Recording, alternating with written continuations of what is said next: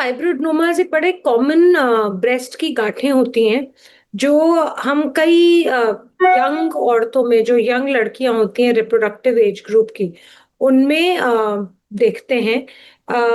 Generally 15 से 40 साल की जो एज ग्रुप है या 20 से 40 साल की एज ग्रुप है उसमें बड़ा कॉमन होता है।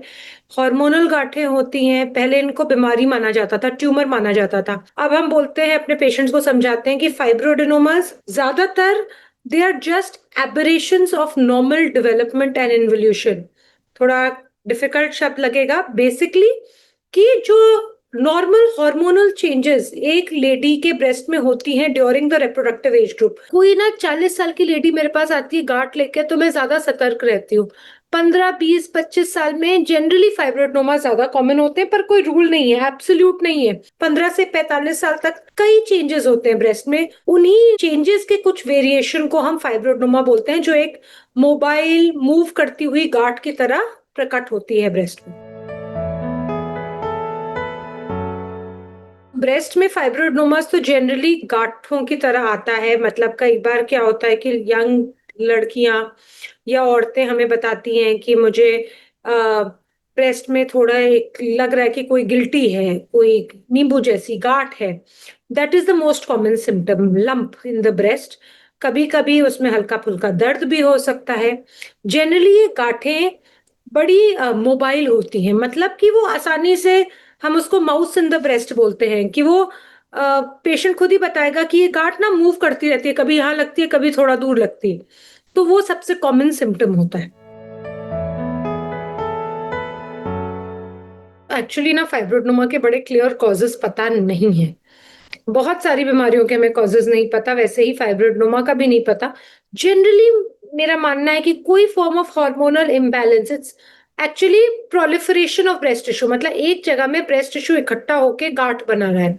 नॉर्मल ब्रेस्ट टिश्यू, नॉट अब normal breast tissue. Normal breast tissue जब कहीं एक जगह इकट्ठा होके गांठ बनाता है उसको फाइब्रोएडेनोमा बोलते हैं।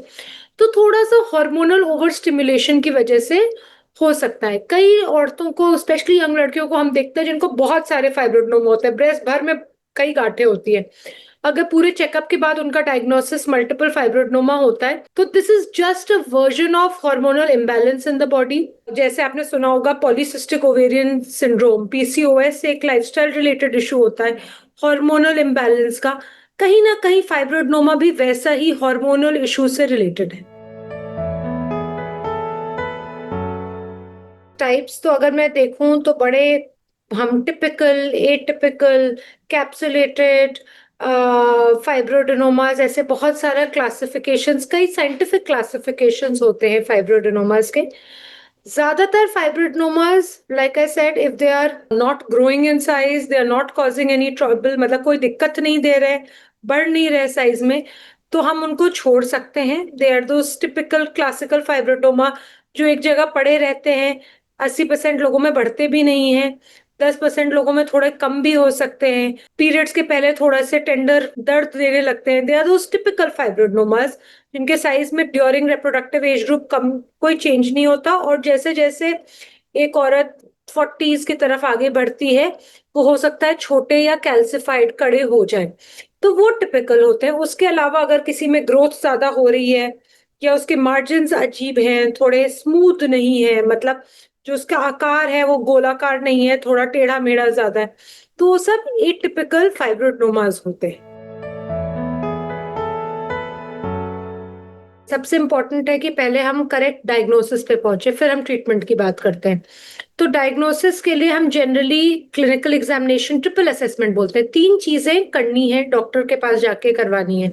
पहला है क्लिनिकल एग्जामिनेशन, एक सर्जन, एक ब्रेस्ट विशेषज्ञ या गायनेकोलॉजिस्ट ब्रेस्ट एग्जामिन करेगा, चेक करेगा कि गांठ कैसी फील हो रही है, कैसी दिख रही है। सेकेंड स्टेप होता है रेडियोलॉजी, इमेजिंग, यानी कि उस गांठ का एक पिक्चर लेना, एक टेस्ट कराना, देखने के लिए कि ये किस प्रकार की गांठ है। जनरली यंग एज में, 40 से कम में, हम अल्ट्रासाउंड कराते हैं ब्रेस्ट का। 40 से ज्यादा उम्र है तो हम मैमोग्राम, ब्रेस्ट का एक्सरे कराते हैं। तो फाइब्रोएडेनोमा के लिए generally ultrasound is good enough by a person trained in breast imaging. और तीसरा स्टेप होता है टिश्यू डायग्नोसिस, यानी कि एक सुई की जांच करना, जिसको हम बोलते हैं बायोप्सी।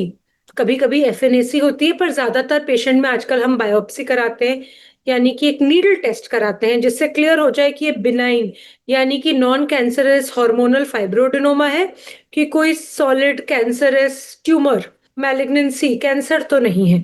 तो ये 3 चीजें हैं। टिश्यू डायग्नोसिस बायोप्सी हम हर पेशेंट में नहीं कराते। अगर हमें क्लिनिकल या रेडियोलॉजिकल डाउट है, कोई कंसर्निंग फीचर दिख रहा है, तब हम कराते हैं, या एज में या कोई भी फीचर दिख रहा तब कराते हैं, नहीं तो कुछ पेशेंट्स में हम नहीं कराते। अगर एक प्रोवन फाइब्रोडनोमा है या हम क्लियर हैं कि ये फाइब्रोडनोमा है, नॉर्मली उनको ट्रीटमेंट की जरूरत भी नहीं होती। हम बस उन लेडीज को बोलते हैं आप फॉलोअप पे रहें, पहले कुछ शुरुआत में 6-6 महीने पे चेक कराएं, फिर सालाना चेकअप कराएं, फिर खुद बस सतर्क रहें और कुछ नहीं करने की जरूरत है।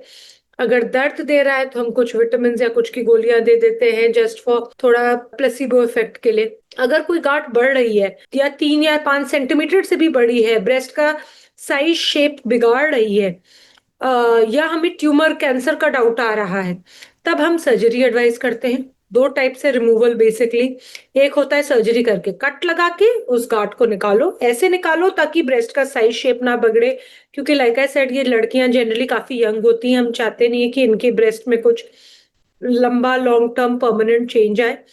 और एक और चीज होती है आजकल vacuum assisted breast biopsy web.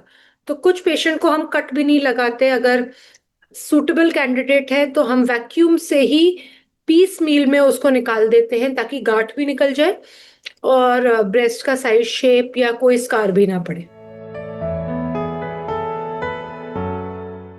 Actually कोई 100% प्रिवेंशन नहीं है। Of course healthy lifestyle, diet, exercise पे ध्यान रखना इज इम्पोर्टेंट, बट कोई 100% रूल नहीं है जिससे आप फाइब्रोडनोमा से बच सकते हैं। यंग वुमेन में रिप्रोडक्टिव एज ग्रुप में काफी कॉमन होता है। कुछ दवाइयां हम नॉन हार्मोनल कॉन्ट्रासेप्टिव देते हैं अगर बहुत सारे फाइब्रोडनोमाज हो, उनकी ग्रोथ रोकने के लिए, बट एकदम गांठ गायब करने के लिए कोई दवाई नहीं है।